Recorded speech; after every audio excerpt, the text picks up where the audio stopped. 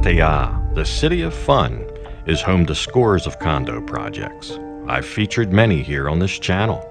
I've shown you the various designs, the impressive architecture, and the sprawling grounds.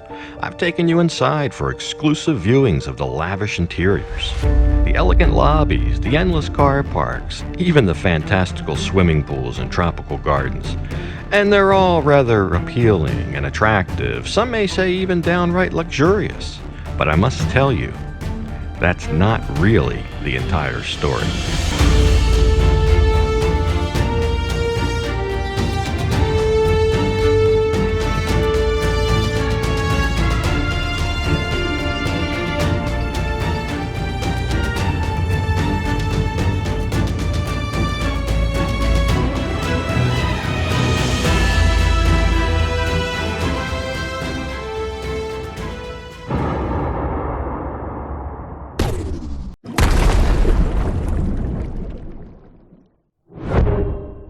Hey folks, and welcome back to Pattaya. We are just cruising around the Bali High Pier area of Pattaya this morning, down here by the waterfront.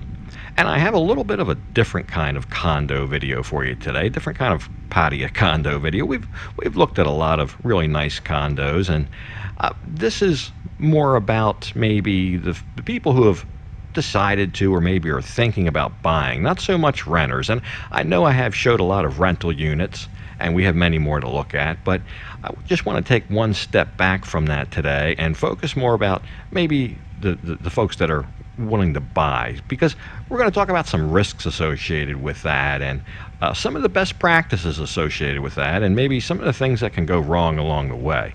So not so much affecting renters or the rental market, but let's jump into it.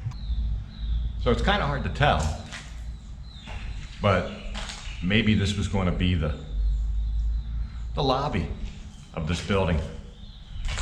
I guess we'll never know. And I guess that's kind of why we're here today. There's a lot of places like this that are half finished, partly finished, that will maybe never finish. But it's not really about that in a specific project or anything like that. It's more about kind of what I've done in the past. And I've showed you guys a lot of condos, and I get a lot of messages from people that say, what do you think about this one? What do you think about that one? Here's a sale, check this one out. And there are a lot of sales right now. I'll get back to that in a minute. But I guess I kind of somewhat feel responsible for kind of some of the sentiment that's out there that, hey, these condos are all really super cool, let's buy one. Or maybe not, but just to kind of reel that back in a minute, because I have many more nice, cool condos to show you.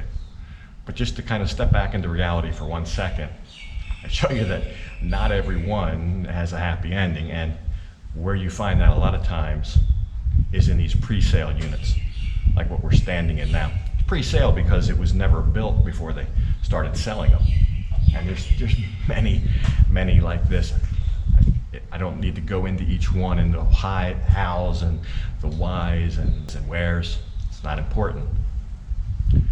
But just to show you that there is another side of the market, and maybe what are some best practices to, one, avoid that, and if you are buying and you're got your eye on the market and looking at units, maybe some best practices for those as well. So back to this for a minute. What kind of creates this situation that we're standing in? Well, it's a multitude of things. It could be many different scenarios. Is it any one person's fault? Probably not. Sometimes you could get maybe a developer that gets in over their head, but there's many other possibilities. Land disputes, zoning. It's just too many. So you'll find those mostly in these pre-sale units. And it's a little bit of a sensitive subject, because everybody in the industry, myself included, I would rather show you the 95% successes than the small minority of exceptions like this.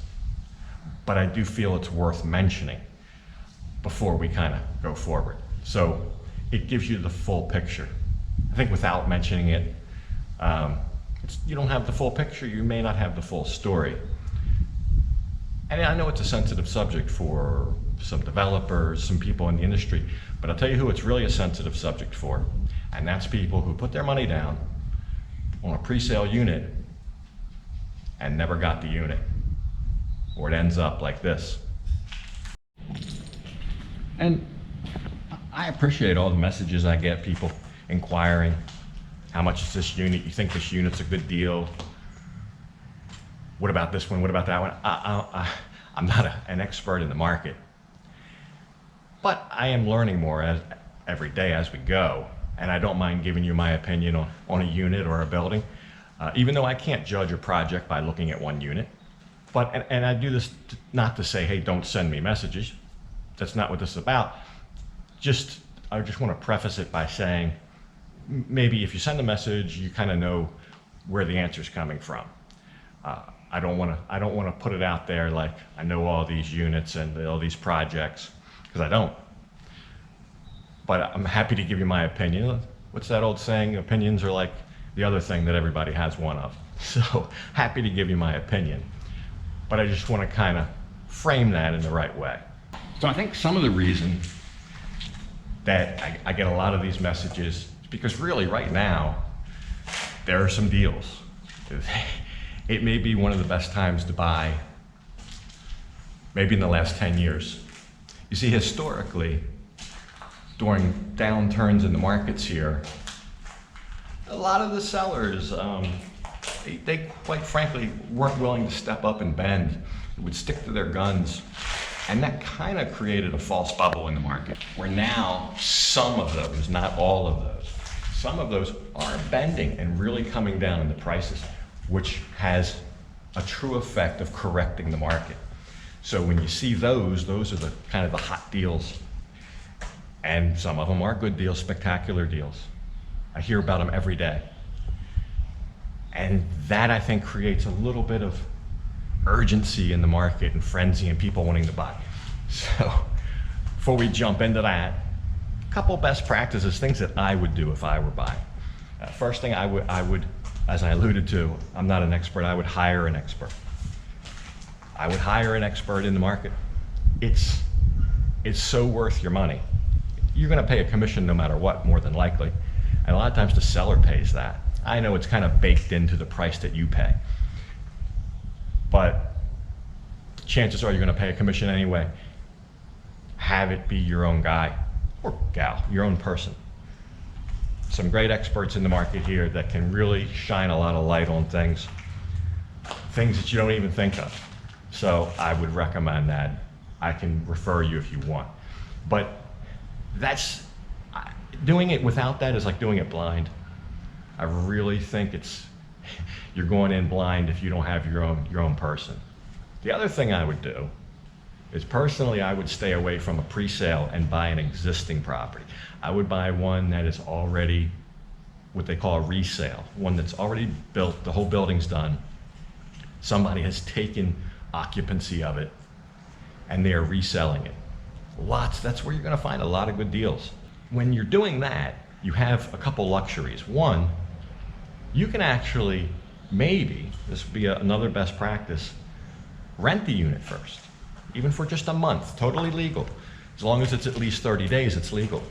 A month, maybe 2 months, who knows? But that way you get a feel of what it's gonna be like to live in the building and the unit. And maybe you can't rent that exact unit. Maybe they say, no, it's only for sale, not for rent. I get that. But if you're really serious about buying and you let them know that, I think they'd be a little foolish not to let you rent it for a month first. Unless they got something to hide, maybe. But if they won't rent it, I'm sure there's one in the building that's similar that you could rent, and at least you'll get a flavor for the building. You'll understand what it's like to live there. Is it noisy on the weekends? Is the pool crowded? Is the gym crowded at certain times? Are there a bunch of transient, are they using it like a hotel?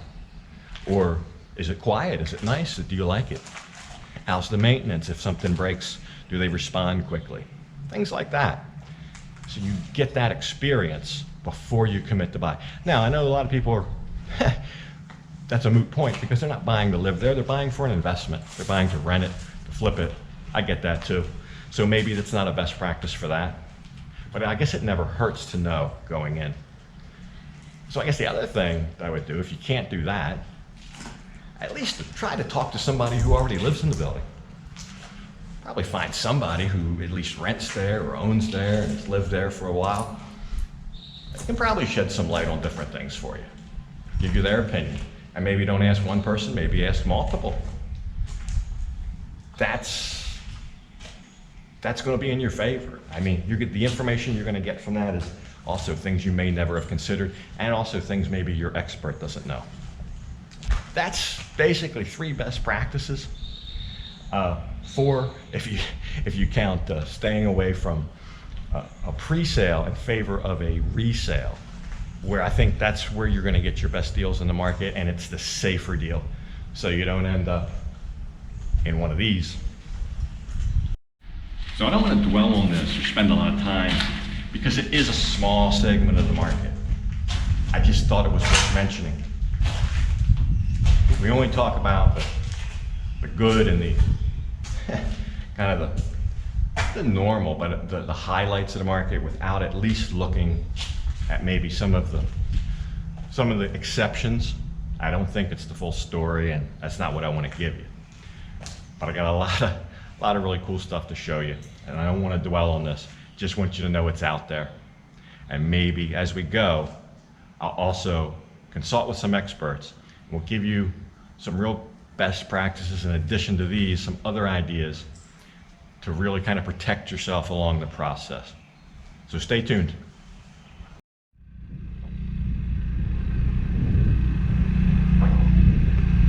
So there you go. I realize not my normal, Pattaya rental condo type video, and we have plenty of those coming.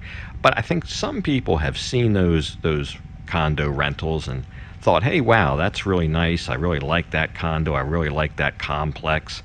I'd be interested in buying one there, and especially now where there may be many on sale.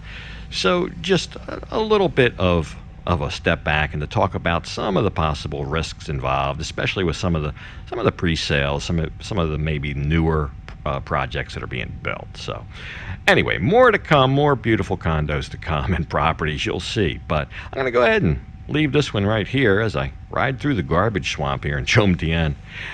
And as usual, I'll thank you for watching. And until next time, bye for now.